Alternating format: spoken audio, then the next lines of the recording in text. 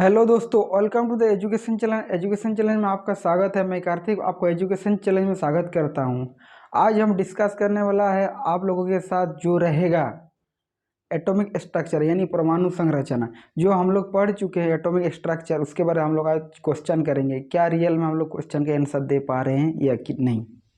तो हमारा first question है कि केनाल रे क्या है। केनाल रे, जिस प्रकार आपका इलेक्ट्रॉन का खोज जे थॉमसन ने 1897 में किया था, वो किससे किया था? कैथोड रे ट्यूब से किया था, और उसका नाम उसने क्या रखा? इलेक्ट्रॉन रखा। सेम उसी प्रकार 1886 में गोल्डस्टीन ने एक केनाल रे यानी प्रोटॉन का खोज किया। तो केनाल रे के माध्यम से किया, मतलब उसको केनाल रे पड़ा नाम। तो किसके चलते किया? नो, एनोड के चलते। जिस प्रकार कैथोड और एनोड क्या करता कि एनोड से आपका पॉजिटिव चार्ज फ्लो होता है, किससे? एनोड की ओर प्रवाहित होता है। जब उसने गोल्डस्टीन ने देखा कि नहीं, इसमें जो आपका चार्ज फ्लो हो रहा है यानी आपका एनोड टू कैथोड की ओर जा रहा है, तो जो आपका आवेशित कण उसमें पाया गया, उसका क्या नाम रखा? उसका नाम रखा प्रोटॉन। और उसी के चलते उसने उस प्रोटॉन का खोज किया 1886 में। तो आपका प्रोटॉन का खोज किसने किया था? आपका गोल्डस्टीन ने किया था। कब किया था? 1886 में आपका प्रोटॉन का खोज किया। कौन किया? गोल्डस्टीन ने किया। किसके माध्यम से किया ना? एनोड के माध्यम से किया। सेम उसी प्रकार का आपके इलेक्ट्रॉन का भी खोज किया जे थॉमसन ने। लेकिन यहाँ पे क्या सबसे बड़ी बात क्या है कि केनाल रे क्या है, मतलब एनोड से जो आपका पॉजिटिव चार्ज फ्लो हुआ कैथोड की ओर जाए, तो उस चार्ज को, उस पार्टिकल को उसने एक आपका प्रोटॉन नाम दिया। तो उस एनोड को ही उसने केनाल रे किरण बोला। तो केनाल रे किरण कौन बोला? आपका गोल्डस्टीन ने 1886 में दिया। ये हमारा पहला क्वेश्चन था। सेकंड क्वेश्चन है क्या हमारा? सेकंड क्वेश्चन है कि सेकंड जो आपका है, यदि किसी परमाणु में इलेक्ट्रॉन और एक प्रोटॉन है तो आवेश क्या होगा? मान लीजिए कोई एक परमाणु दिया। सेकंड क्वेश्चन क्या हो रहा? ये आपका सेकंड क्वेश्चन है। यहाँ पे कोई दिया हुआ है आपका एक एटम में क्या है? एक इलेक्ट्रॉन और प्रोटॉन दिया हुआ, कोई एक एटम है, ठीक है। इसमें एक इलेक्ट्रॉन है और एक प्रोटॉन है। मान लीजिए कि कोई एक एटम है, इसमें एक इलेक्ट्रॉन है, यानी इलेक्ट्रॉन की संख्या कितना? इलेक्ट्रॉन की संख्या 1 है और प्रोटॉन की संख्या 1 है। तो ये पूछ रहा कि ये एटम जो है उदासीन हो, इसका चार्ज क्या होगा? आवेश क्या होगा?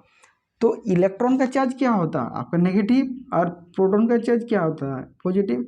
लेकिन दोनों का मान जो दिया हुआ है, यानी इलेक्ट्रॉन का चार्ज दिया 1 और आपका प्रोटॉन का भी चार्ज दिया 1, लेकिन इसका आवेश क्या होता है? इसका नेगेटिव होता है, ये आपका पॉजिटिव होता है, यानी ऋणात्मक होता है, ये आपका धनात्मक होता है। तो पॉजिटिव और नेगेटिव अगर मिल जाए तो क्या होगा? आपका 0 आएगा, यानी ये उदासीन कहलाएगा। उदासीन, इसका मीन्स क्या है? उदासीन कहला रहा मतलब इसमें कोई चार्ज नहीं है। क्यों चार्ज नहीं है? इलेक्ट्रॉन का चार्ज दिया हुआ 1 और प्रोटॉन का आपका दिया हुआ चार्ज। तो इसमें क्या चार्ज आता है आपका? नेगेटिव आता है, पॉजिटिव। नेगेटिव पॉजिटिव अगर आपका रहेगा कोई भी, तो क्या होगा? इलेक्ट्रॉन ये आपका उदासीन हो जाएगा, कहीं कि 0 आ रहा। मतलब जितना आपका प्रोटॉन है उतना ही तो इलेक्ट्रॉन है, लेकिन चार्ज अलग अलग है ना, एक पॉजिटिव है एक नेगेटिव है। इसके चलते ये उदासीन कहलाएगा ये एटम। अंडरस्टैंड, समझ में आ रही है मेरे पास? आइए नेक्स्ट क्वेश्चन क्या बोल रहा? नेक्स्ट क्वेश्चन है, परमाणु उदासीन है, रदरफोर्ड थॉमसन के मॉडल पर बताइए। परमाणु उदासीन है, जे थॉमसन ने अब जब परमाणु को बताया कि उदासीन है, मतलब वो किस प्रकार आपका मॉडल पेश किया? उसने क्या बोला कि ये जो आपका दिख रहा है, ये क्या बोल रहा है?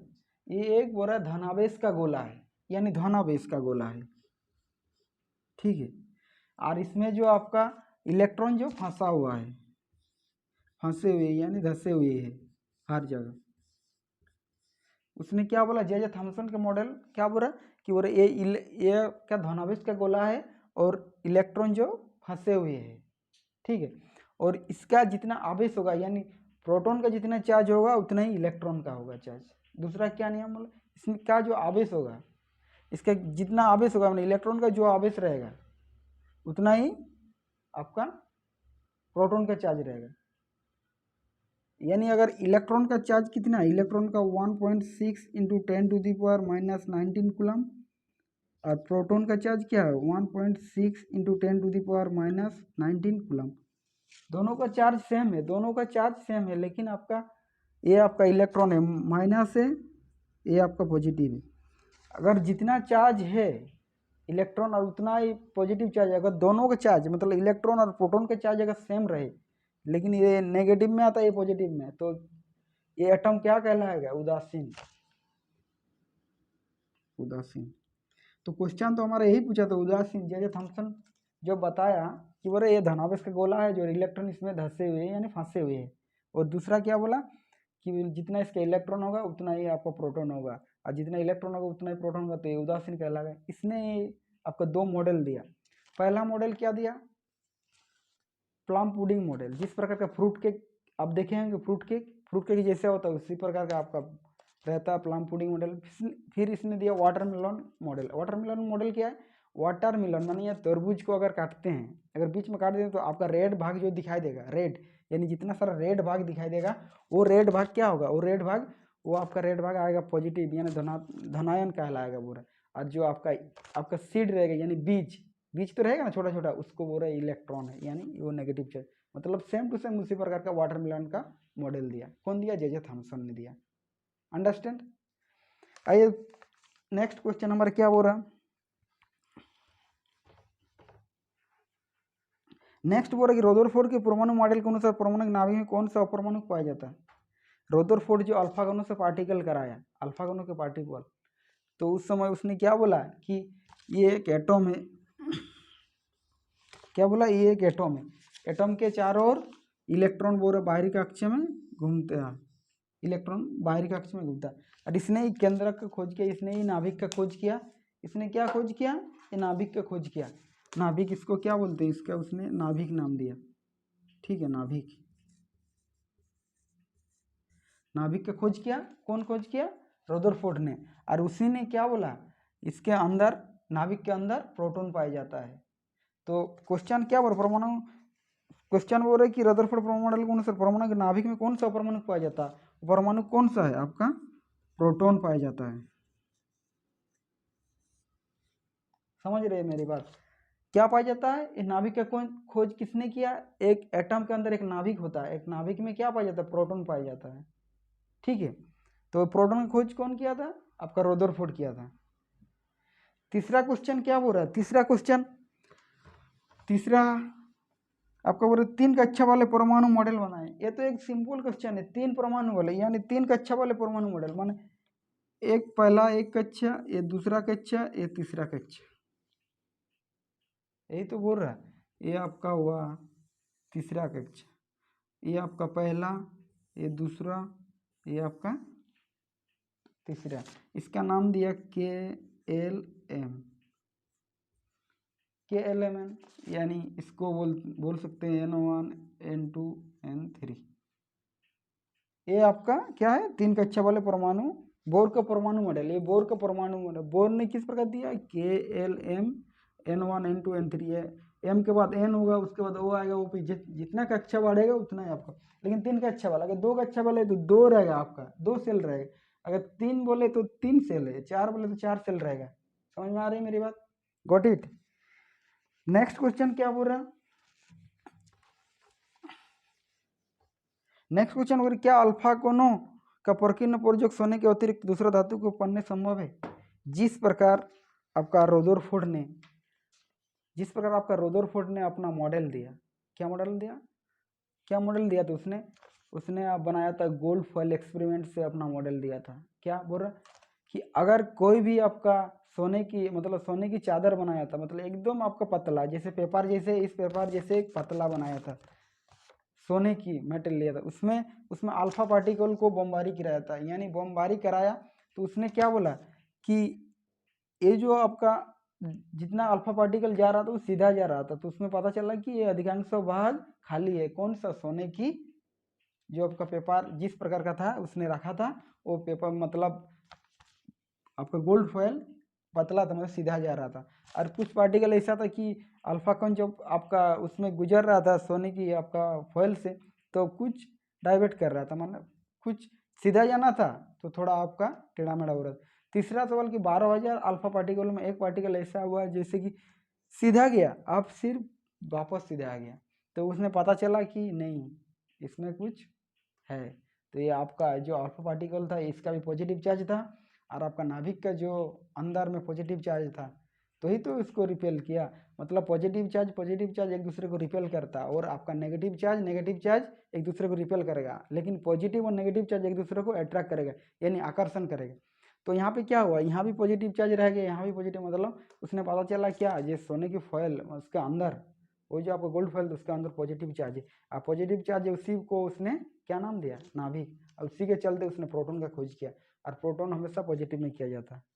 तो क्या बोल रहे क्वेश्चन, बोल रहे कि क्या अल्फा कण प्रोटॉन पर सोने के अतिरिक्त दूसरा धातु संभव तो है, क्या कि हर मेटल में तो एटम से बना हुआ है, अगर उसमें किया जाएगा आपका अल्फा कण पार्टिकल तो ऐसा ही दिखाई देगा, लेकिन सोना सबसे अच्छा है, क्या कि इससे पतला और कोई आपका मेटल नहीं हो सकता है, समझ रहे हैं मेरी बात।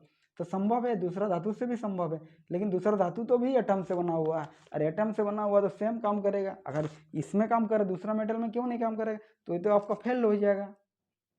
ठीक, समझ में आ रही मेरी बात। अभी नेक्स्ट क्वेश्चन है, क्या बोल रहे परमाणु के 3 अपरमाणु कौन क्या, परमाणु के 3 अपरमाणु, परमाणु किससे बना हुआ है। जॉन डाल्टन बताया परमाणु सबसे छोटा है, इससे छोटा नहीं हो सकता, लेकिन आज हम लोग क्या जानता है, एक एटम के अंदर क्या क्या पाया जाता है, एक एटम के अंदर प्रोटॉन पाया जाता है, इलेक्ट्रॉन पाया जाता है, न्यूट्रॉन। तो परमाणु परमाणु किससे बना हुआ है, एक इलेक्ट्रॉन, प्रोटॉन और न्यूट्रॉन, यानी इसका आंसर आएगा electron, proton and neutron. Electron का चार्ज क्या है, ऋणात्मक, प्रोटॉन का चार्ज क्या है, धनात्मक, न्यूट्रॉन का चार्ज कोई चार्ज नहीं, यानी उदासीन, इसका कोई चार्ज नहीं है। ठीक है, तो परमाणु के अंदर क्या क्या पाया जाता है, इलेक्ट्रॉन, प्रोटॉन और न्यूट्रॉन, लेकिन आपका नाभिक में क्या रहता है, प्रोटॉन प्लस न्यूट्रॉन रहता है, और बाहरी कक्ष में इलेक्ट्रॉन चक्कर लगाती है। समझ में आ रही है मेरी बात। नेक्स्ट क्वेश्चन क्या बोल रहा है कि हीलियम के परमाणु द्रव्यमान 4u है और उसका नाभिक में 2 प्रोटॉन है, तो इलेक्ट्रॉन बताइए। क्वेश्चन क्या बोल रहा है, एक एटम दिया हुआ है, एटम में आपको परमाणु द्रव्यमान दिया हीलियम का, हीलियम का परमाणु द्रव्यमान दिया हुआ है, परमाणु द्रव्यमान कितना दिया हुआ, 4u। लेकिन ये देखो, पहले ये आपका एटम है, ठीक है, ये एटम के अंदर क्या पाया जाता है, प्रोटॉन प्लस न्यूट्रॉन, एटम के अंदर क्या पाया जाता है, प्रोटॉन प्लस न्यूट्रॉन, और बाहरी कक्ष में इलेक्ट्रॉन घूमता है। तो द्रव्यमान संख्या क्या है, प्रोटॉन प्लस न्यूट्रॉन की संख्या को ही तो द्रव्यमान संख्या कहते हैं।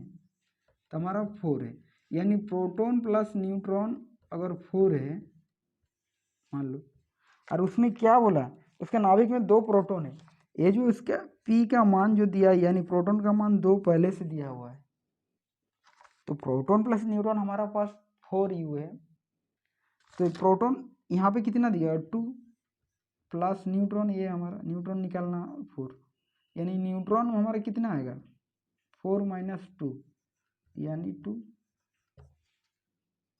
हमारा क्वेश्चन क्या बोल रहे थे, इलेक्ट्रॉन बताना है, ये तो हम न्यूट्रॉन निकाला, लेकिन जितना प्रोटॉन होता है, आपका कितना प्रोटॉन है, यहाँ पे प्रोटॉन की संख्या आपका 2 दिया हुआ, तो इलेक्ट्रॉन ज्ञात करने बोला, ये बोलो प्रोटॉन प्लस न्यूट्रॉन अगर 4 है तो प्रोटॉन 2 है, न्यूट्रॉन 2 है, तो ही तो 4 हो रहा है, लेकिन हमको क्वेश्चन क्या बोला, इलेक्ट्रॉन ज्ञात करिए, इलेक्ट्रॉन जितना ये प्रोटॉन होता है उतना ही इलेक्ट्रॉन होता है, याद रखिए चीज, सबसे बड़ी बात क्या, जितना प्रोटॉन होता है उतना ही इलेक्ट्रॉन होता है, यानी प्रोटॉन बराबर इलेक्ट्रॉन की संख्या, याद रखिए सबसे बड़ी बात, प्रोटॉन जितना होगा उतना ही इलेक्ट्रॉन होगा, यानी कोई भी एटम होगा उसका नाभिक में क्या पाया जाता है, एक प्रोटॉन पाया जाता है, एक न्यूट्रॉन पाया जाता है, और बाहरी कक्षा में क्या घूमते हैं, इलेक्ट्रॉन चक्कर लगाती है।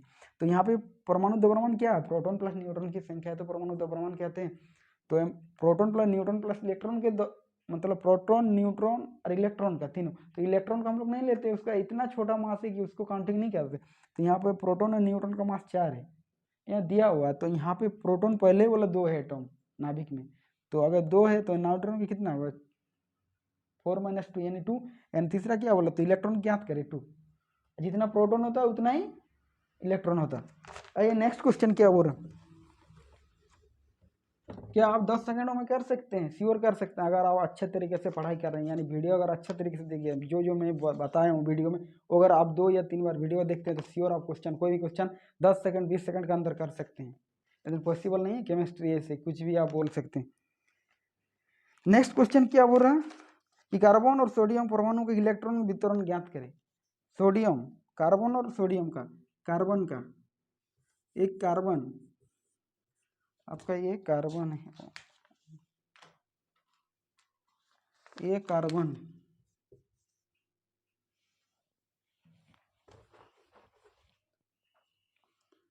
कार्बन इलेक्ट्रॉनिक विन्यास क्या होता है, ये आपका C612, यानी ये का परमाणु क्रमांक है,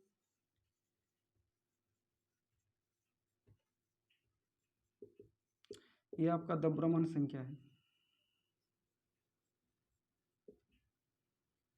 यानी प्रोटॉन प्लस न्यूट्रॉन,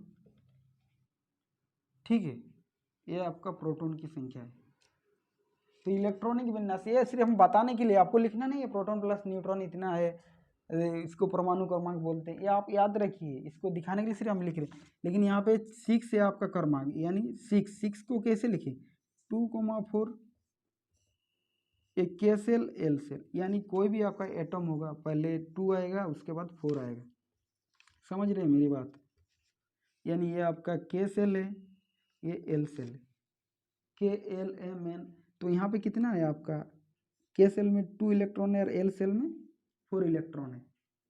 तो यही हमारा इलेक्ट्रॉनिक क्वेश्चन क्या बोला था इसका, इलेक्ट्रॉनिक वितरण बताइए कितना सेल है, के में कितना, तो के में 2 इलेक्ट्रॉन, एल में 4 इलेक्ट्रॉन। आप बोलेंगे सर ये क्या है, कार्बन 6, ये कुछ नहीं है, ये कार्बन जो है ना, एक क्रमांक बनाया, जो मोस्ले ने अपना पीरियोडिक टेबल दिया, तो अपने हर एलिमेंट को मेटल, नॉन मेटल एंड मेटलाइट को अलग अलग ग्रुप में रखा। तो उसने ही अपना एक सीरियल बनाया जी, इस एलिमेंट्स को इस ग्रुप में रखा, मतलब उस प्रकार का उसका बिहेवियर पाया गया कि कार्बन का जो आपका बिहेवियर है कोई दूसरा मेटल से मिल रहा है, इसलिए उसको इस तरह सजाया कि कार्बन का सीरियल नंबर 6 है। समझ रहे हैं मेरी बात। तो वही उसका क्रमांक है, परमाणु क्रमांक 6 नंबर। 6 से पहले आया हाइड्रोजन, उसके बाद आया हीलियम, उसके बाद लिथियम, उसके beryllium, boron, carbon, nitrogen, oxygen. समझ रहे मेरी बात। तो इस प्रकार का उसको बनाया। फिर आपका दूसरा क्या, सोडियम है, सोडियम,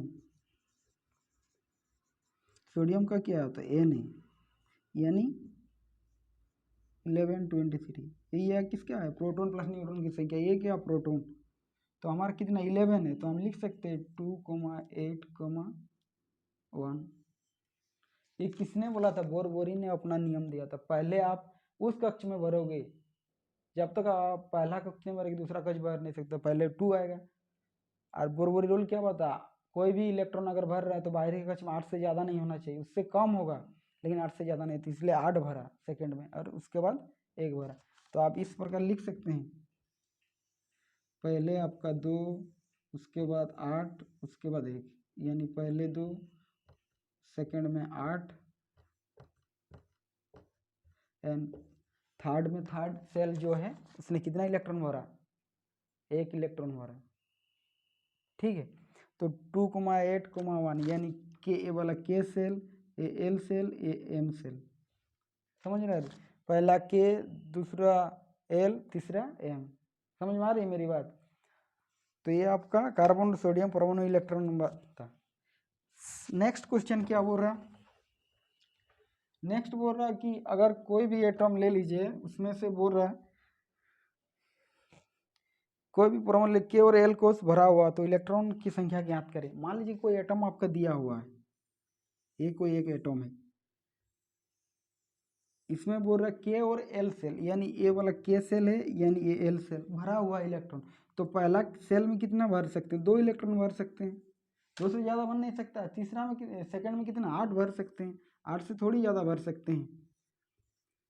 यानी उसका कहने का तात्पर्य है कि आप जो आप परमाणु लिए हैं वो के और एल सेल भरा हुआ, के और एल सेल भरा हुआ मतलब के सेल में 2 इलेक्ट्रॉन आएगा और आपका पहला सेल में 2 इलेक्ट्रॉन, सेकंड सेल में 8 इलेक्ट्रॉन आएगा।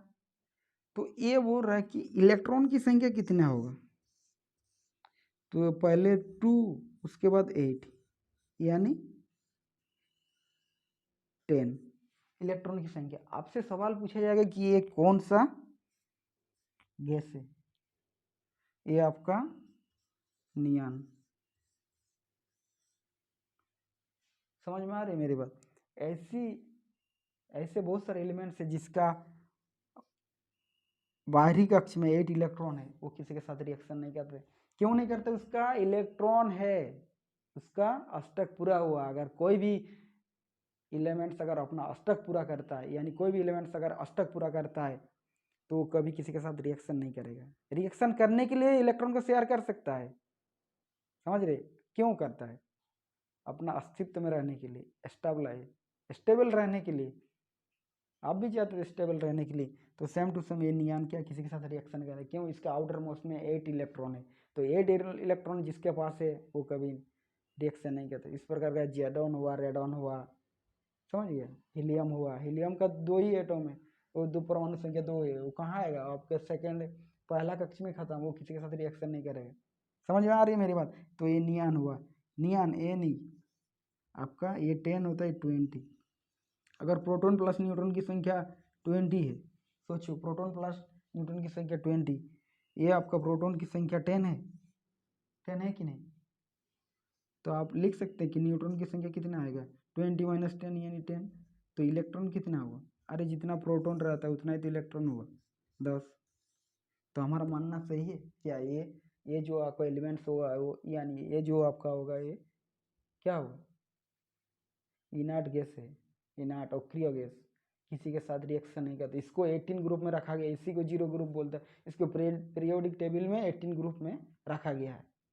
पीरियोडिक टेबल जब पढ़ेंगे तो पता चलेगी कि नियॉन क्या है, नियॉन कहाँ से आया, हाइड्रोजन कहाँ से आया, हाइड्रोजन को क्यों इस ग्रुप में रखा गया, हीलियम को क्यों इस ग्रुप में रखा गया, क्या इसके साथ क्यों रिएक्शन नहीं कर रहा, हाइड्रोजन और ऑक्सीजन क्यों मिला, हाइड्रोजन ऑक्सीजन मिलके क्यों वाटर बना है, इसके बहुत पीछे रीजन है।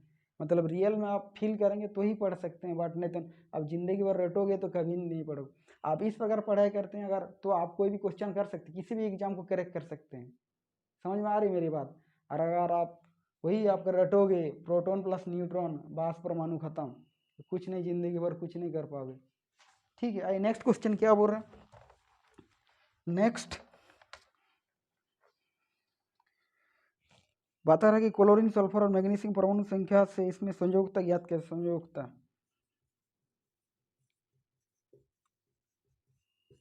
संयोजकता क्या होता है, यानी बता रहा है क्या, क्लोरीन क्या Cl chlorine, sulphur H sulphur, और आपका आएगा मैग्नीशियम Mg, मैग्नीशियम Mg क्या होता है 12, 24, सल्फर सल 32, एंड तीसरा क्या बोल रहे हैं क्लोरीन 17 35.5, ऐसे ही तो होता है। बट ये आप लिख सकते हैं, ये आपका ये सीरियल नंबर जानना जरूरी है। जब तक आप सीरियल नंबर नहीं जानेंगे इलेक्ट्रॉनिक कॉन्फ़िगरेशन या संयोजकता नहीं बता सकते। तो ये उसको हम इलेक्ट्रॉन को कैसे सजाएंगे एक एटम के अंदर, पहले 2 आएगा, फिर 8 आएगा, उसके बाद 7 आएगा, क्या 17 है क्लोरीन का, 17 क्रमांक में 17 नंबर में क्लोरीन। तो पहले 2 भरेंगे, उसके बाद 8 भरेंगे, उसके बाद 7 भरेंगे। समझ में आ रही है मेरी बात, क्या कि उसके बाद 8 दूसरा तो भर नहीं सकता है, तो उसके बाद 7। ये सल्फर है 16, पहले 2 भरेंगे, 8 भरेंगे, उसके बाद यानी 10 और कितना बचा 6 यानी 16। मैग्नीशियम Mg 12 कितना होगा, पहले 2 भरेंगे, उसके बाद 8 भरेंगे, उसके बाद 2। तो ये आपका संयोजन है, ये आपका संयोजी इलेक्ट्रॉन है 7 6 2। अगर आपसे सवाल पूछा जाए ये संयोजी इलेक्ट्रॉन कितना है, क्लोरीन का 17, सल्फर का 6 और अब मैग्नीशियम का 2 संयोजी इलेक्ट्रॉन। बट आपको बोल रहे संयोजकता क्या है, संयोजकता अलग है उससे। अगर बोले कोई भी एटम के बाहरी कक्ष में इलेक्ट्रॉन की संख्या क्या रही, 1 2 3 4, बाहरी कक्ष में, बाहरी सेल में, ये भी बाहरी सेल, अगर कोई भी एटम के इलेक्ट्रॉन की संख्या बाहरी सेल में 1 2 3 4 5 इलेक्ट्रॉन की संख्या रहे। दूसरा क्या बोल रहा, अगर कोई भी एटम के बाहरी कक्ष में यानी बाहरी सेल में अगर 5 6 7 इलेक्ट्रॉन की संख्या रहे तो क्या होगा संयोजकता। यानी जो आपका रहे बाहरी कक्ष में 1 2 3 4 और कोई भी एटम के बाहरी कक्ष में इलेक्ट्रॉन की संख्या 1 2 3 4 रहे तो उसका वही आपका इलेक्ट्रॉन की संख्या हो यानी संयोजकता होगा। यानी अगर एक इलेक्ट्रॉन है बाहरी कक्ष में तो उसका संयोजकता 1 होगा, अगर 2 इलेक्ट्रॉन है तो उसका संयोजकता 2 होगा, अगर 3 इलेक्ट्रॉन है तो उसका संयोजकता 3 होगा, यानी 4 इलेक्ट्रॉन है तो ये संयोजकता 4 होगा। लेकिन दूसरे बात के बाहरी कक्ष में किसी एटम के इलेक्ट्रॉन में 5 6 7 इलेक्ट्रॉन रहे तो क्या होगा, उससे 8 से माइनस करना, जैसे 8 - 5, अगर 5 रहे तो आपका 3 आएगा, फिर अगर 8 - 6 आपका 2 रहे, ये फिर 8 - 7 यानी 1।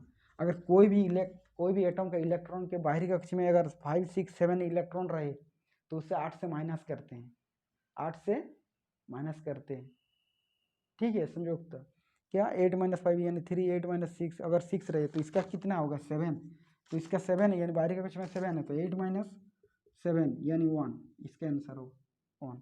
ये कितना 6 यानी ये क्या 8 - 6 यानी 2, ये आपका 2 आंसर है। ये कितना 2 है, हम क्या पता है अगर बाहरी कक्ष में 1 2 3 4 रहे तो उसका वही संयोजकता है यानी इसका 2 आंसर है। क्या समझ रहे हैं मेरी बात, मैं क्या कहना चाह रहा हूँ, बोलना क्या चाह रहा हूँ और मेरी सोच क्या है, समझ रहे हैं। आइए नेक्स्ट क्वेश्चन क्या बोल रहा हूँ।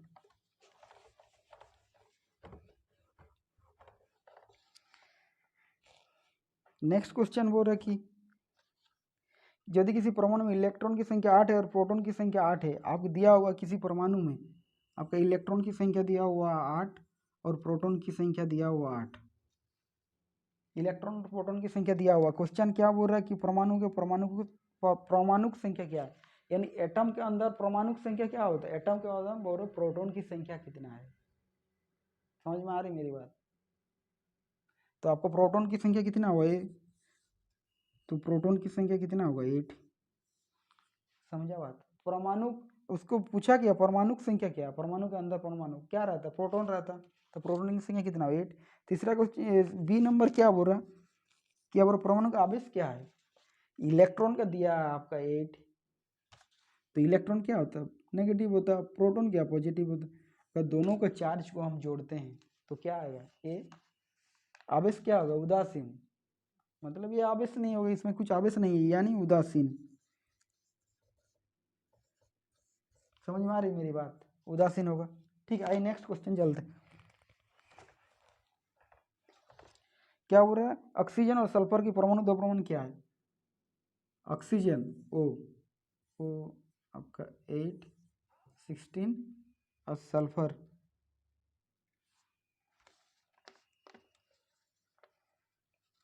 सल्फर 8 है और आपका सल्फर सल्फर 632, ठीक है। परमाणु संख्या किसे कहते हैं, प्रोटॉन और न्यूट्रॉन की संख्या, यही तो है परमाणु संख्या,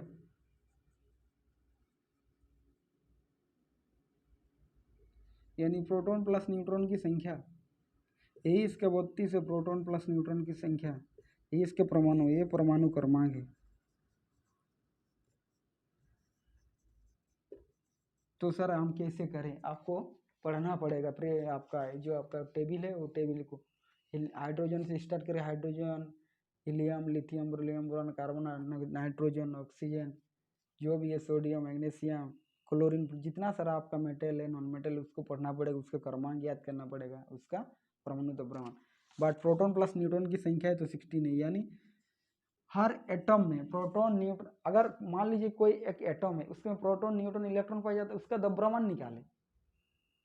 अगर मैग्नीशियम का हम बोला कि उसका परमाणु द्रव्यमान ज्ञात करें परमाणु मतलब परमाणु के अंदर एटम कितना है, मतलब उसका क्वांटिटी कितना है। तो प्रोटॉन की मास की द्रव्यमान और इलेक्ट्रॉन के मास की द्रव्यमान और न्यूट्रॉन मास का द्रव्यमान, उसको हम जोड़ते हैं तो वही तो हमारा क्या निकलेगा, मास। मास ऑफ प्रोटॉन की संख्या, मास ऑफ न्यूट्रॉन की संख्या, मास ऑफ इलेक्ट्रॉन की संख्या। अगर हम सबको जोड़, जैसे ऑक्सीजन का, ऑक्सीजन 8 है, हम आपको बता रहे हैं सिर्फ दिखाने के लिए। मास of proton, mass of proton यही तो है, प्रोटॉन, प्रोटॉन कितना 8 होगा, ठीक है। तो मास ऑफ प्रोटॉन यानी 8 mp mass of proton plus, फिर ये मास ऑफ न्यूट्रॉन, न्यूट्रॉन कितना आएगा, प्रोटॉन प्लस न्यूट्रॉन, ये अगर प्रोटॉन 8 है तो न्यूट्रॉन कितना है, वो भी 8 होगा।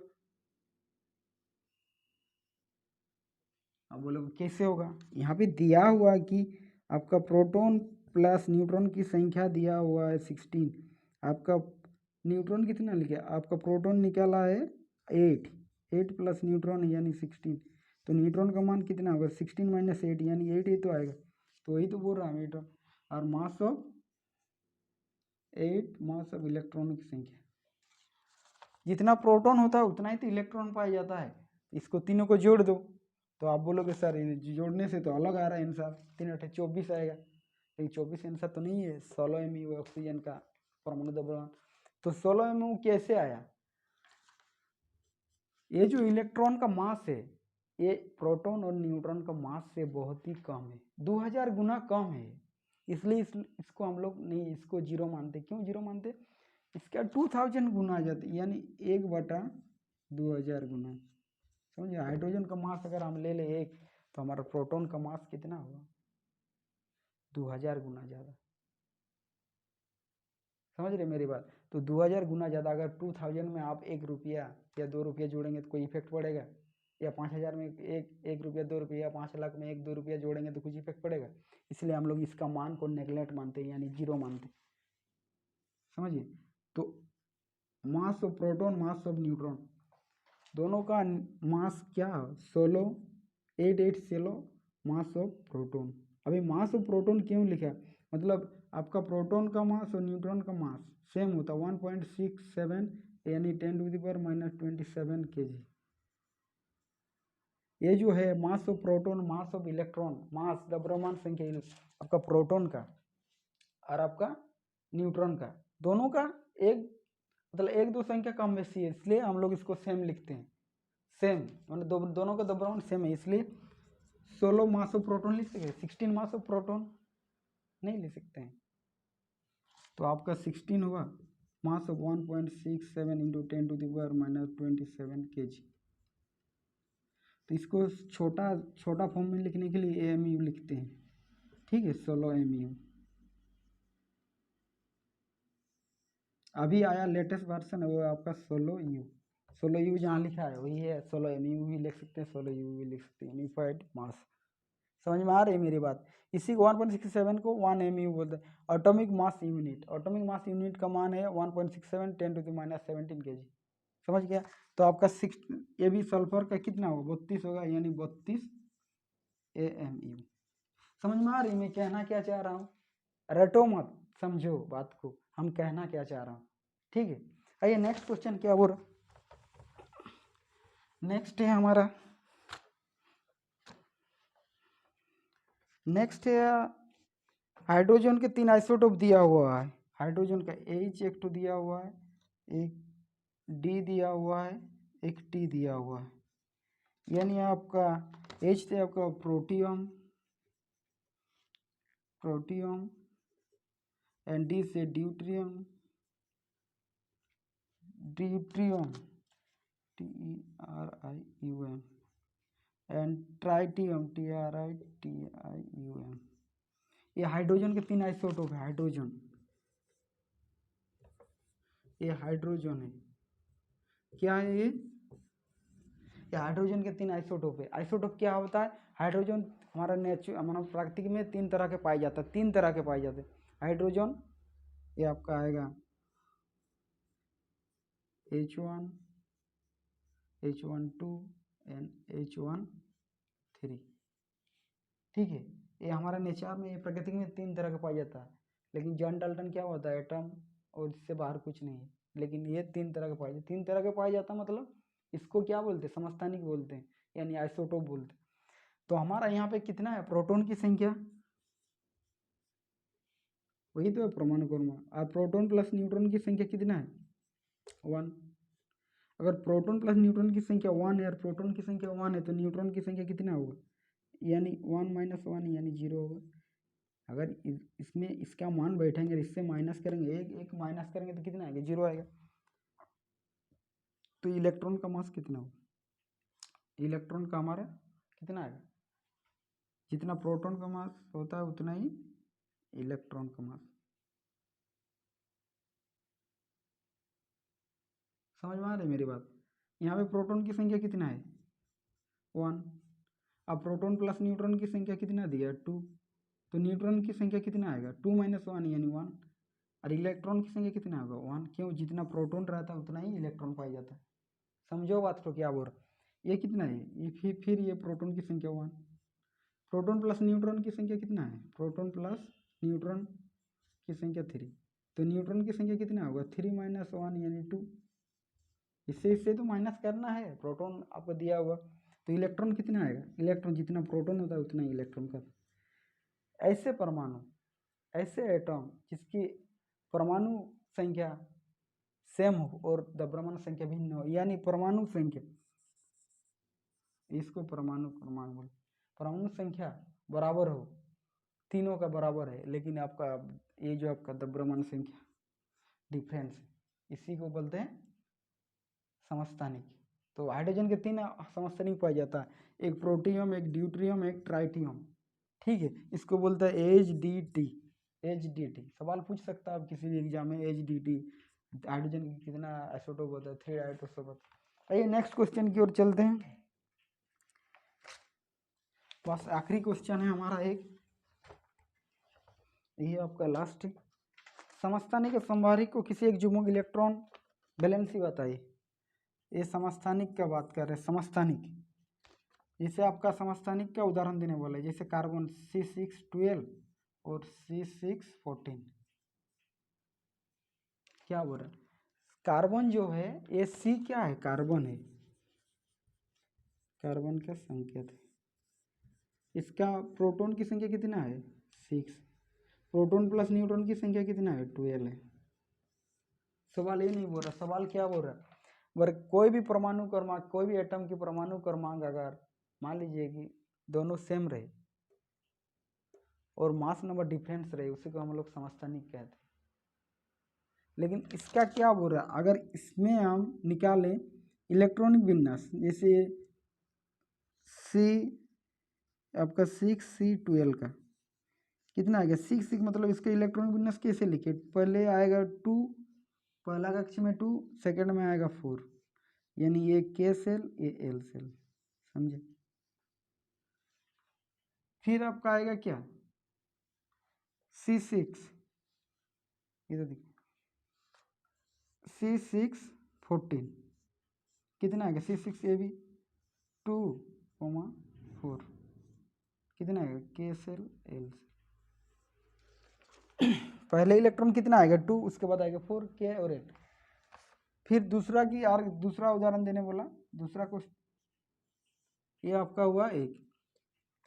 फिर बोला एक संभारिक, एक आइसोटोप था, ठीक है, जिसकी परमाणु क्रमांक यानी परमाणु संख्या समान हो लेकिन द्रव्यमान संख्या भिन्न हो, उसको क्या बोलते हैं आइसोटोप यानी समस्थानिक। फिर आता है संभारिक, ये आपका सम, जैसे अर्गन Ar 18 होता है, 820। फिर आएगा आपका कैल्शियम, ये आपका 40 होता है, ये आपका 20, ये 40। ये आपका कैल्शियम है, ये आपका आर्गन है, आर्गन।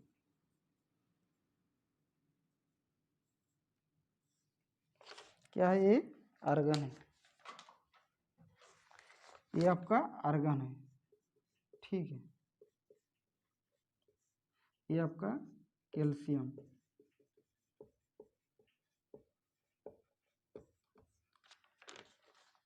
किसी परमाणु में ले लीजिए, अगर उसका परमाणु द्रव्यमान सेम रहे, 40-40 दोनों में सेम है, और उसका परमाणु क्रमांक अगर भिन्न रहे, उसको क्या बोलते हैं? संभारिक बोलते हैं।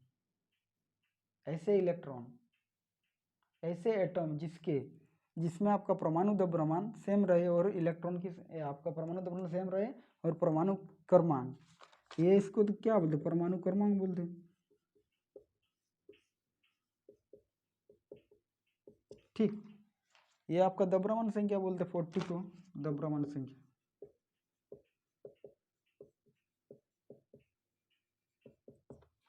समझ में आ रही मेरी बात? तो उसको क्या बोलते हैं? तो इसका क्या बोले? इलेक्ट्रॉनिक विन्यास निकल रहे, वैलेंसी क्या आएगा आपका? C12 का। इसका पहले निकाले आर्गन का। आर्गन हुआ आपका 1840 का, यानी आपका पहले 18 है, क्या आएगा? पहले 2 आएगा, फिर 8 आएगा, फिर 8 आएगा, यानी आपका ये आपका K cell, L cell, M cell हुआ। फिर आपका आर्गन आए, ये आपका फिर है कैल्शियम। कैल्शियम कितना है? 2040। कितना है इलेक्ट्रॉनिक? पहले 2 आएगा, फिर 8 आएगा, 10, इसके बाद 10। सोच लो ये 20 है, तो पहले 2 फिर 8 उसके बाद 10 भर दिया, तो इलेक्ट्रॉन की संख्या कितना हो रहा? 8 8 10 20। लेकिन बोरबोरी जो स्कीम दिया, उसने बोला इलेक्ट्रॉन को इस प्रकार आप भर नहीं सकते। माने किसी भी आउटर मोस्ट में, अगर किसी एटम का आउटर मोस्ट में इलेक्ट्रॉन की संख्या कम से कम 8 होना चाहिए, मतलब 8 से ज़्यादा नहीं भर सकते, उससे कम हो सकता है लेकिन 8 से ज़्यादा नहीं भर सकते।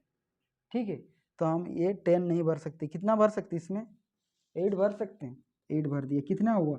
2 8 10 और 8 18 हुआ। कितना बचा? 18 से 20, मतलब और 2 इलेक्ट्रॉन बचा, तो बाहरी कक्ष में 2 इलेक्ट्रॉन हुआ। समझ रहे मेरी बात? तो K सेल में 2, L सेल में 8, M सेल में 8 और N सेल में 2। आप कैसे सजाओगे? पहला, दूसरा, तीसरा, चौथा, पहले 2 आया, फिर इसका सेकंड में 8 आया, फिर आपका तीसरा में 8 है, फिर चौथा में 2 इलेक्ट्रॉन आया। समझ रहे मेरी बात? ऐसे नहीं बोल रहे हैं। इधर देखो इलेक्ट्रॉन की संख्या 8 है, इसमें भी 8 आएगा। ठीक है, 8, और बाहरी के बीच में 2, सेम टू सेम इसमें भी आएगा, पहले 2 फिर 8 फिर 8 आपका आर्गन का। ऐसा क्यों? ये देखो पहले से भरा हुआ, ये भरा हुआ नहीं इलेक्ट्रॉन।